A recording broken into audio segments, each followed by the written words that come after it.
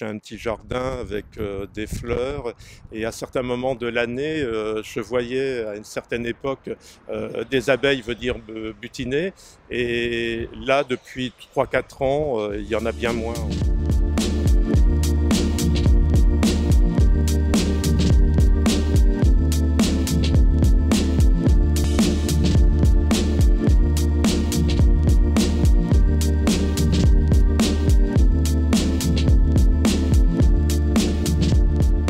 Les jeunes abeilles produisent de la gelée royale qui va être l'aliment unique de la reine. Ce sont les glandes céphalées des abeilles qui donnent cette gelée, hein, et les jeunes abeilles sont chargées d'aller nourrir la reine et tout le couvain. Ensuite, elles sont également chargées de faire le nettoyage de la ruche, l'entretien et le nettoyage de la ruche. Donc pendant les 15 premiers jours, elles ne sortent pas. Elles ne sortent qu'au bout de 15 jours, 3 semaines. Là, elles font leur vol d'orientation et à partir de là, elles sont aptes à les récolter. Alors, il y a des abeilles qui se tuent à travailler, par exemple les abeilles qui vont sur la lavande, puisqu'il y a énormément de lavande, énormément de fleurs. Donc ces abeilles-là ne vivent pas très longtemps.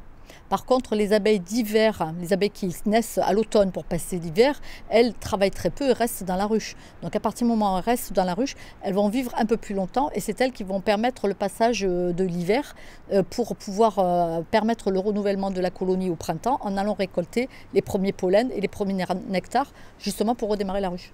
Ça peut vivre jusqu'à 3 mois, mais bon, au-delà de 3 mois, en général, elle meurt.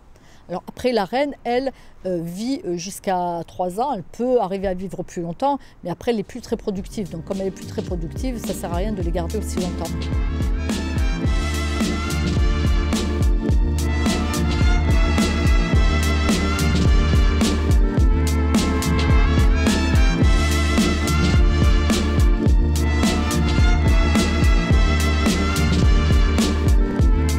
C'est grâce aux abeilles que les fleurs sont fécondées par le pollen, elles participent, et nous avons des fruits grâce à elles. C'est essentiellement un rôle de pollinisation. Pollinisation, donc elle fait partie de la chaîne alimentaire. Donc elle permet aux fruits d'être fécondés, donc de nourrir la population, de nourrir les animaux. Elle a un rôle essentiel dans la chaîne alimentaire. Nous, on avait 800 ruches avant. Et on se retrouve avec plus rien. Bon, maintenant je suis à la retraite, juste une vingtaine pour provision, mais ça devenait difficile d'en vivre. Il y a plusieurs explications. Il y a le climat qui évolue, donc moins d'eau, plus de chaleur, donc moins de ressources. On s'aperçoit que les abeilles sont très sensibles à ça. On a moins aussi de prairies permanentes. Il y a une évolution au niveau de la variété de plantes dans la région. Donc ça aussi, l'abeille a du mal à trouver les ressources nécessaires à sa survie. On a aussi le problème des pesticides, donc employés en quantité, qui sont vraiment un gros fléau pour les colonies d'abeilles. Le plus gros problème que l'on a en Provence en ce moment, c'est le manque d'eau. Et en montagne ou ailleurs, le froid qui perdure. Nous avons depuis un bon petit moment sur toute la côte méditerranéenne un problème avec la fourmi d'Argentine. La fourmi d'Argentine est vraiment un gros souci puisqu'elle rentre dans la ruche, elle attaque le couvain. À partir du moment où elle commence à attaquer le couvain, les abeilles désertent la ruche, elles essaiment. Elles laissent la ruche à la fourmi et elles vont s'installer ailleurs. On sait déjà qu'un nid de frelons asiatique a besoin de 50 ruches par semaine. Donc en pleine activité à l'automne, août, septembre, octobre, c'est catastrophique.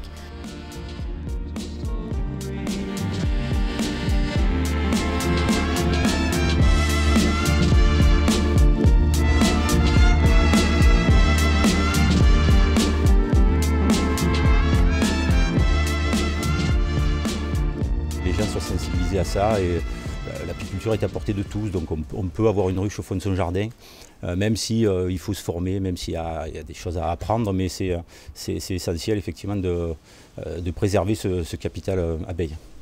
Et dans ce sens, le magasin Jardica a conclu un partenariat avec le rucher pédagogique du Pradé pour proposer des formations au sein de son établissement.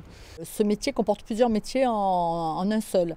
Ce métier est capable de pouvoir produire des reines, comme produire du pollen, produire de la cire, produire du miel. Donc il est très vaste et accessible à plein de personnes qui font des choses totalement différentes les unes des autres, surtout d'une région à l'autre également. Puisque d'une région à l'autre, on ne fera pas du tout les mêmes choses. C'est un métier agréable. Parce qu'on est avec la nature et c'est vrai que c'est une passion. Parce que je sors le matin, de suite je viens les voir. C'est viscéral ce truc-là, c'est incroyable. Mais c'est vrai que ça joue un grand rôle dans dans la nature. Je leur dis que je les aime bien, mais elles, c'est pas toujours le cas, elles me piquent.